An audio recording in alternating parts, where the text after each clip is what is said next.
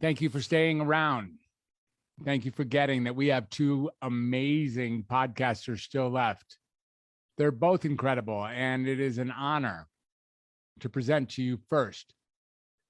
Really a good friend by this point, someone who's really walked me through so many changes in the last few months, Janice Garrett. Hello. Hi, Janice. It's really great to see you. I hope you've enjoyed the weekend. It's sure been fun. And let me give you a brief introduction to who Janice is. So first of all, there's some people who are called polymaths. And I guess that means that they do a million things and they don't seem to be related to each other, but they're experts in all sorts of different areas of life. When you look at Janice, maybe you wouldn't think that might be her, but it's like every time I turn around, I'm like, oh yeah, she does that too, or she does that too, or she does that too, or she does that too. And that's important to her. And that's important to her. And then she has this podcast. Janice Garrett is I guess a veterinarian. Is that right? Like a cat doctor? Is it a veteran? What is that? Yeah. I'm a podcaster. You're a podcaster. Yeah. Janice, look, instead of me tripping over my words, here's what we're going to do. We're just going to get that you are up to so many cool things. And you have taken a path also from really not knowing very much about how to get that done to correcting me on the last day at the summit. Like, Fred, I am a podcaster. It's like, yes, you are. And who would have thunk it when you started this course? And that's what I really want to start with, Janice, is welcome to the True Voice Podcasting Summit. Welcome to being a podcaster. And tell us a little bit about what this journey has been like for you for the last 4 months. I actually got some of the closest. I love the people in this class. Kristen and I have gotten so close. Michelle Jenkins, Julius. It's been such a rich, Hillary, so many people. There's a real community. Sean talks about community, but it's an amazing group of people that were in this class, and I really depended on them. And Jackie and Katie. Oh my God, I could not have survived without Katie. Katie is my lifeline. I host a writer salon 5 days a week, Monday through Friday from 6 a.m. to 7:30 Pacific time. And we have Kristen is a regular and Michelle's a regular, and I'm a host, so I'm usually a regular. And my first podcast was interviewing the first in our salon that published a book. And that was wonderful. And then my second one was I got paired up with Sheila James. And Sheila is a podcaster already. And I thought, I'm not going to be a podcaster. I'm just going to jump ship. And Sheila said, no, you're not. And she just kind of, so many people walked me through it, which is extremely helpful. And my pillars were, working on my pillars. But my mission is to create a kinder and safer world for everyone. But it's also about health. And I am a veterinarian, and I'm a doctor of veterinary medicine. And I went to UC Davis, and I grow food, pesticide-free food, on my way to becoming officially organic, or not, at least always pesticide-free. And I'm very concerned about where our world is heading. It's not very kind, and it's not very safe. And I've met through Jackie Tammy, who we're going to do a podcast about stopping bullying. And through Jackie, I met Dr. Marnie and a pediatrician, and we're going to stop how to have healthier children. And actually, I just, this class is an endless source of people to interview and change the world. Thank you.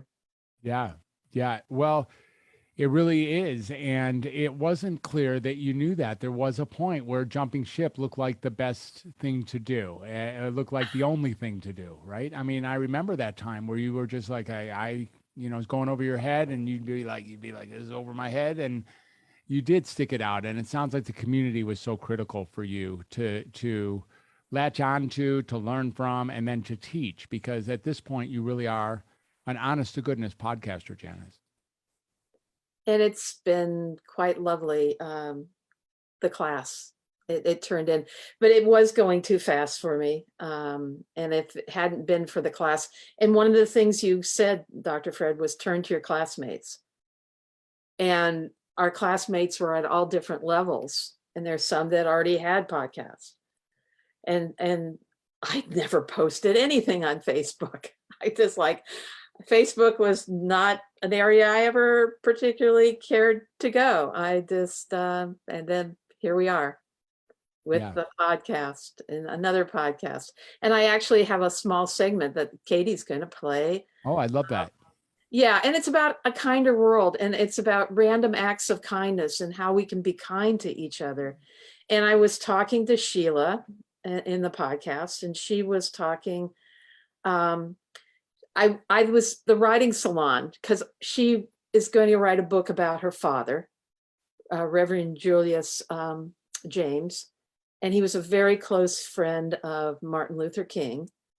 And I debated what segment to have be heard. And one of the things was, there was her grandmother, which when she was 3 years old would toss pennies out the window. And so I was trying to talk her into having say what the title of her book is, Pennies from Heaven. And then Dr. Fred interviewed, and I interviewed about the dollar that she got from Martin Luther King, and how she was going to go buy penny candy with it. Mm-hmm. How much penny candy you could get for $1. Well, a lot of penny candy. Yeah. And what came up was there was a family needing some help at Christmas, and hit it, Katie. You extended out to another family and brought them into the fold and essentially gave them a Christmas celebration this year. Can you talk about that? I was so deeply touched about your Santa aspirations, so to speak. Yeah, well, Christmas and giving was always big in our household.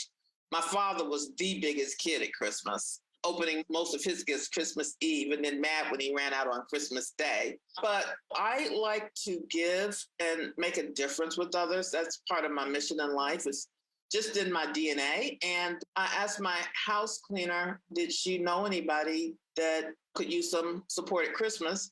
And I did that last year for a family. So I asked her this year, and after saying I wasn't going to do it this year, but I couldn't. Of course. My heart said, okay, there's got to be somebody. So first she said no. And then she called me back. She said, Sheila, I have someone. And it's a single mother with 5 children. I was like, oh my God, 5 children. And so, I emailed a few friends of mine, and Janice, you also participated. And, I got some of the toys from a toy drive. I bought toys, I bought clothes. So each child, when I went over there, my car was packed to the rafters, including the trunk, the front seat. You couldn't move in my car, the back seat. So I had gifts for everyone, including the mom, and they had 4 girls and 1 boy. I said, have you ever had a Christmas like this? And he was like, no. His eyes were so big. And the 23rd is when I took the gifts. The 24th, I talked to the mom because she kept texting me, oh my God, thank you. Like, who are you? I can't believe this. And I said, it's myself and my friends, my community. We all participated. And one of the things that happened that day that touched my heart, and I really want your listeners to, you can always do something good for someone. That Saturday, there was a food drive where 4 churches were giving away 4,000 boxes of food, free food, 10 pounds of chicken. So I got up early that morning and drove and sat in that line to get that box of food for her family as well. And no sooner, Janice, than I pulled up to get ready to get my box, Diana Ross's song, Reach Out and Touch Someone's Hand, came on. And then they did that verse where take a little time out of your busy day to give encouragement to someone who's lost the way. We can change things if we start giving. That came on. I lost it in my car. I was like, oh my God. And then that's when it hit me what I was doing. And police officers were doing the assisting and putting the boxes in your car and everything. He says, ma'am, are you okay? I said, yes. I said, it's just that I'm getting this food for a woman I never met. So she got her food, and then we took the gifts. And the 24th, she was still a little down, although she was excited about Christmas. And she says, well, I'm out. I guess she was doing Lyft driving. She says, I'm really tired. I don't feel good, and I really want to go home, but I need to make a little money. I said, well, why don't you go home? And there's a card with your name on it, a Christmas card. Open that. It's from myself in the community. I called it Sheila and Her Friends. So she went home, she opened that card, and it had $100 in it. And she texted me back, very emotional. She said, I'm so emotional. I'm overwhelmed. I cannot believe this. I can't believe God is doing this for me. And she says, I'm going to go get my lights on. I didn't even know their lights weren't on. And so Christmas Eve, she was able to get her lights on. And so not only have Christmas, but I could cry now, because I think sometimes we just take life for granted. But anyway, that made my holiday, actually. She might have been happy. I don't think she was as happy as I was. It just made my day. It made my life. It made Christmas for me. It helped make my Christmas too, Sheila. Thank you. My goodness. So, encouraging random acts of kindness, protecting animals. It was a wonderful experience. Thank you. Yeah. What's the future look like for you with with putting love first? Well, I signed up for another 8 with Sean to do. And we've talked about by the end of the year that I'll put them together. I do a lot of fundraising for nonprofits, and I see this as a way to be part of the fundraising. Last year, we raised $200,000 selling art and for the Natural History Museum. And so I've been doing fundraising for a couple of decades. I'm a veterinarian by profession, but I sold my practice. And so I started working for a friend at their art gallery. And I've been collecting art over the years. And I love your wife's work. We were in a class together. And I don't know yet. I've committed to the bullying. I also have another expert. I often like people that have written something, because I write, and I have aspirations to someday get one of those books completed. Yeah. Or not. And if not, then at least I have a couple of podcasts under my belt. Well, you're truly amazing, Janice. And really, it's sort of like your understated nature as you kind of share with us all the many interests that you have. And each of them is just so real, and in some ways so wholesome. There's something I don't mean to call you wholesome. No. Here's the thing. It's towards moving the needle forward of what it means to be human. Each of the things that you're interested in fall into that category. So not wholesome like restrictive, wholesome like to the holism of what it is to be human is what I want to say. Almost like wholesome as a version of holistic rather than wholesome as a version of, like white bread or something, I just want you to get that. Well, and I am kind of white bread, and I love how I've gotten so close to Michelle. A lot of times Michelle and I are the only ones in our writing salon, because she has a writing salon that she does on Tuesday afternoons, and I'm in her writing salon, and she's in mine, or she was a lot before she had to go back to work to finish her book. And I would love to expand the notion of family. and to break down racial divides and break down, have animals are part of our family. And that I know you love your 3 cats. I do. And you let me see your cat boxes once. I can't believe I talked you into. I told you never to tell anyone that. I really wish that wouldn't have gone public. Can we, Katie, can we get that part edited out of this? If we can take that part out of the summit, can we just make a note on that? Thanks. Go ahead, Janice. We'll pretend that didn't happen. This man loves his cats, loves his wife. I love Grass Valley. It was a place I went to as a child. And yeah, the fur babies. Yeah.